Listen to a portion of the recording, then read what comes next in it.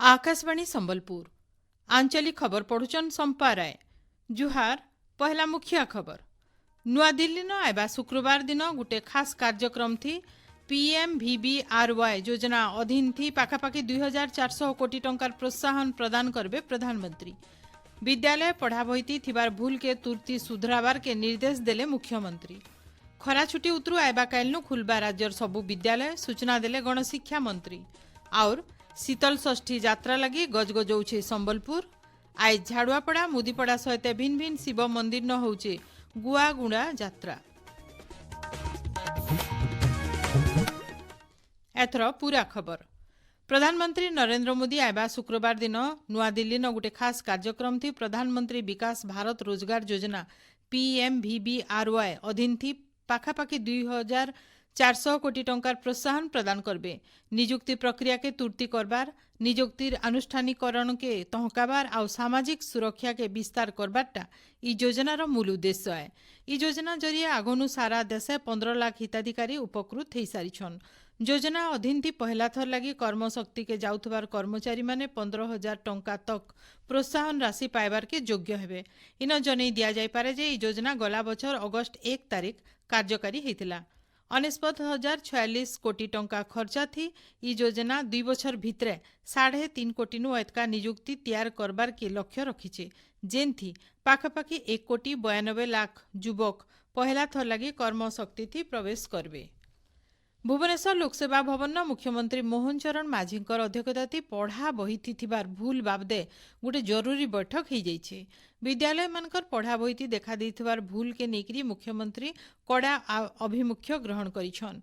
बैठक थी मुख्यमंत्री भूल सबुके तुरती सुधराबार सहित दोषींकर विरोध थी कड़ा कार्यानुष्ठान नेबार के निर्देश देछन।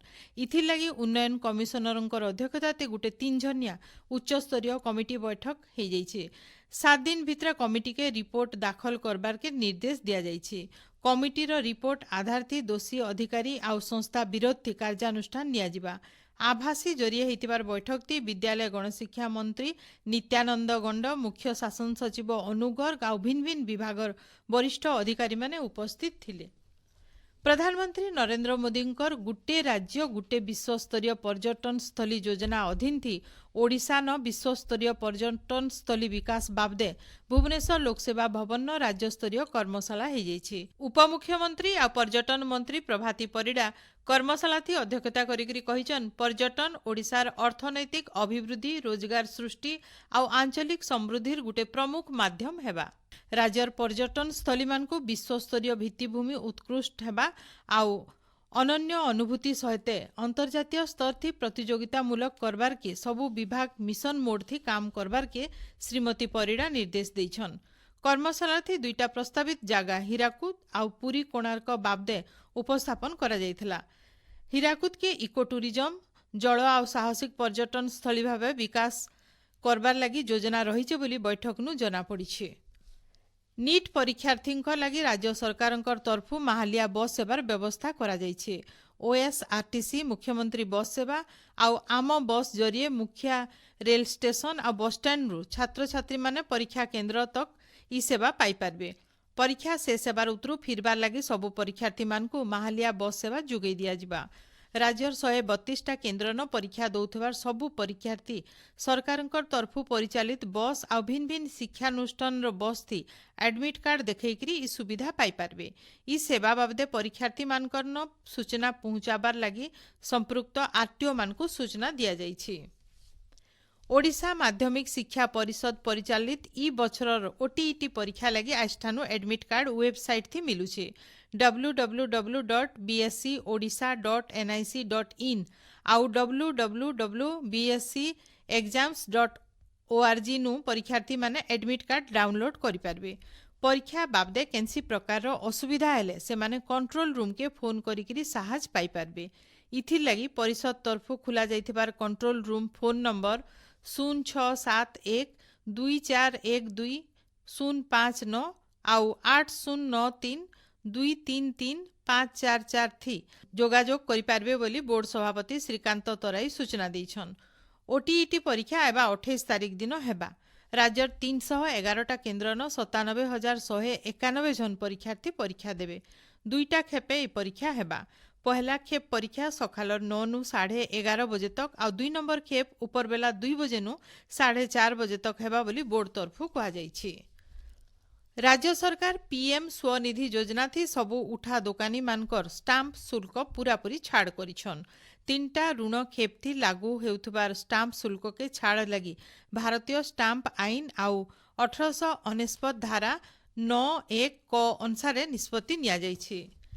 आपण माने खबर सुनुछन आकाशवाणी संबलपुर केन्द्रनु। राज्य खरा छुट्टी उतरू आयबा कालनु विद्यालय खुलबा बोली विद्यालय और गणशिक्षा मंत्री नित्यानंद गंड कहिछन। राज्य मौसुमी पहुंची पाग आघरठानु थंडा रहिছে बोली मंत्री श्री गंड कहिछन। खरार प्रकोप कमी नाइथिबार परिस्थिति के नजर थी रखिकरी सरकार तार उत्तर पदक्षेप नेबे बोली मंत्री श्री गंड कहिछन। जबर खरा के नजर थी रखिकरी सुवर्णपुर जिला न आयबा शनिवार तक सबु स्कूल और कॉलेज रो छुट्टी समय के बढ़ा जाइछि। इतार सहित सबु अंगनवाड़ी केन्द्र के भी बंद रखा जिबा बोली जिलापालंकर कार्यालय तरफु विज्ञप्ति बाहरिछि।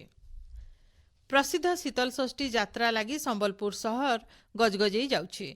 आज राति झाड़ुआपड़ार श्री श्री लोकनाथ बाबा, मुदीपड़ार श्री श्री जागेश्वर बाबा, ठाकुरपड़ार गुप्तेश्वर बाबा, बड़बजार शीतलेश्वर बाबांकर सहित सहर अलगा अलगा शिव मंदिर मानकर महादेवंकर बिहा लगी गुआगुंडा यात्रा हेबा। ई बाबदे गणमाध्यम संयोजक सुदीप्त पंडा कहिछन।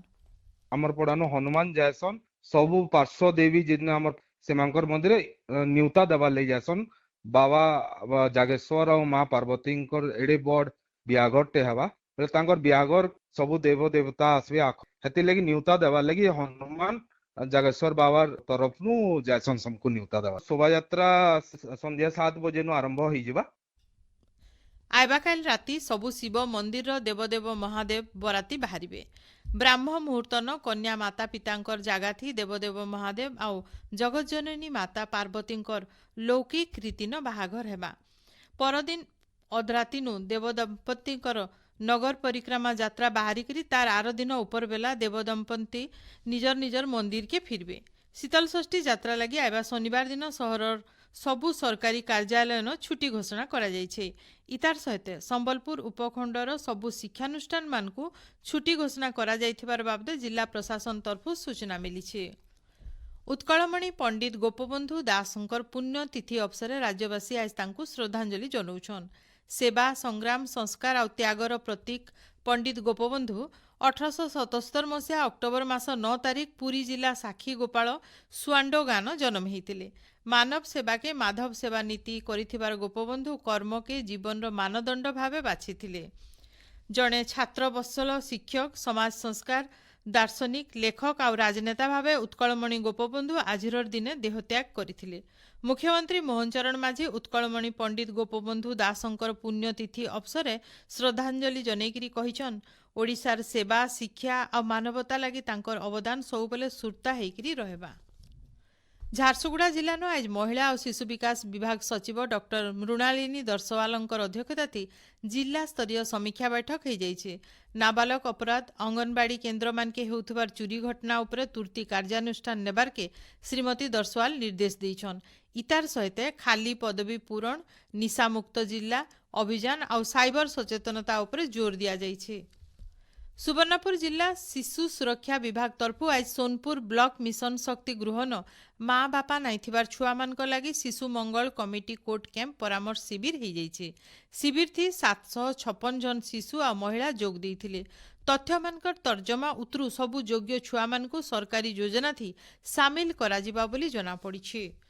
पाणीपाग राज्य दक्षिण पश्चिम मौसुमी वायु सक्रिय रही। काल बैशाखीर बले आयबा 24 घंटा भितर चड़क मारिकी वर्षा हेबा बोली पाखापाखि सबु जिला के भुवनेश्वर आंचलिक पाणीपाग विज्ञान केन्द्र तरफु सतर्क सूचना जारी करा जाइछे। सियाड़े संबलपुर और झारसुगुड़ा जिलानो ई समय भितर जबर खरा हेबा बोली आकलन करा जाइछे।